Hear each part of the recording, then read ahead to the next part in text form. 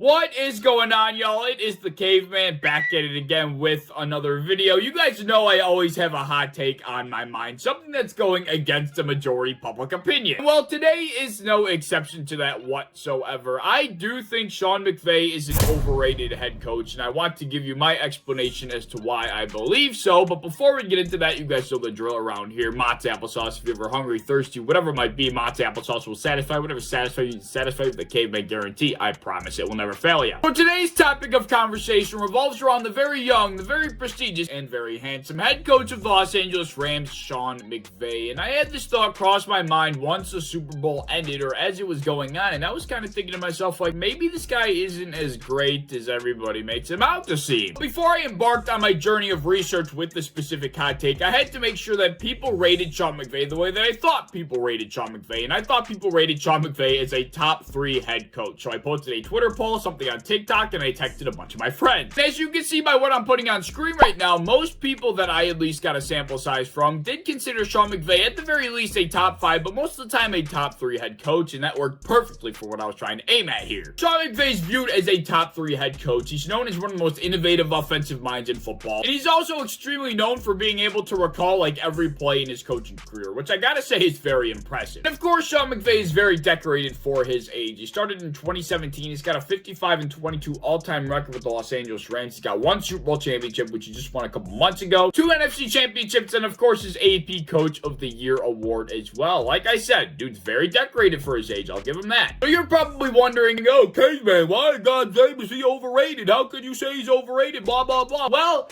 let me explain to you. As I mentioned, I had this thought come across my mind when they were playing the Bengals in the Super Bowl, in which they won, mind you. Granted, neither team looked good, but my God, there were moments throughout that game where the Rams offense, it didn't look great at all. And for an offensive genius like Sean McVay, I mean, it was to be pinned on him. He was not coaching a good football game. No, I'm not the only one that remembers when Sean McVay was calling run play after run play after run play after run play on first down and second down and first and long, second and long. This dude was running the ball with a purpose, and they weren't moving anywhere. They averaged 1.9 yards per carry in that game, but Sean McVay just continued to run the ball, run the ball, run the ball. And as I sat there watching the Rams offense waste play after play, down after down, as Sean McVay was so determined to establish the run, averaging 1.9 yards per carry, I was thinking to myself, how in God's name, in the biggest game of this guy's career, is he calling this brutal of a game? This guy's supposed to be one of the most innovative, one of the most brilliant offensive minds in football, and this is what he's got to offer in the biggest game of his career. As time has gone on, I let this hot take marinate with myself, and I finally decided to do some research and look at some other past big games in which Sean McVay's been a part of. And as I decided to do some digging, lo and behold, I found out that some of the biggest games of Sean McVay's career, the offensive side of the ball was the side of the ball that let their team down in those big games. Let's do a little rewinding to see what I'm talking about. First, we're going to start with 2017, Sean McVay's first year with the Los Angeles Rams as the head coach. The Rams that season were 11-5, won the NFC West, and had the top offense in all of football, averaging 29.9 points per game. That was the top of the league. But that year in the wild card, the Los Angeles Rams played against the Atlanta Falcons. The Atlanta Falcons beat them 26-13. The top offense in football, averaging 29.9 points per game, put up 13 in their first playoff game under head coach Sean McVay. Let's move on to 2018, where the Los Angeles Rams were 13-3. They definitely improved, averaged 32.2 points per game. This was the year the Rams were bailed out by that missed pass interference call against the New Orleans Saints, and they were able to advance to the Super Bowl in just Sean McVay's second season. Very impressive, in which they played the New England Patriots and Sean McVay's big, bad, scary offense that averaged 32.9 points per game in 2018 put up 3. Let me repeat, 3 total points in a Super Bowl game. I mean, for an offense, the second best rated offense in the NFL, that was first last year, averaging 32.9 points per game, you put up 3 points in the Super Bowl? I don't want to hear nothing about Bill Belichick being great, Patriots defenses, Patriots that. I don't care. If you're the second best offense in football, you need to put up more than 3 points in the Super Bowl to at least give yourself a chance. That was inexcusable. I mean, shit, their defense did their job. The Patriots only scored 13. I mean, you would think the offense of the Rams would have been able to pull their weight in this game, and they'd have 2 Super Bowls under their belt right now. now. Alright, let's move on to 2019, where the Los Angeles Rams are probably feeling a little bit more optimistic. We just made the Super Bowl. Let's try and make it back again. Maybe we'll take home a Super Bowl this time around. I mean, we've had a very good team the last couple of years. But the Rams follow up their previous Super Bowl journey with a season in which they missed the playoffs entirely with. They finished 9-7, third in the NFC West, and will end up missing the postseason after a Super Bowl trip. Alright, Sean, not the best way to follow up a Super Bowl season, but let's move on to 2020, where the Los Angeles Rams, they did a little bit of rebounding. They went 10-6, finished second in the NFC West this time around. But in 2020, things were a little bit different for the Los Angeles Rams. They had a relatively good season, but that was because their defense was ranked number 1 in the NFL, whereas their offense was ranked 22nd, averaging 23 points per game. This was the year that Jared Goff fell off a cliff. Someone like Sean McVay that's just so offensively innovative and so smart, such a genius, should be able to make up for somebody like Jared Goff's inabilities, right? But that was, of course, not the case, as the Los Angeles Rams would be eliminated by the Green Bay Packers in the divisional round of the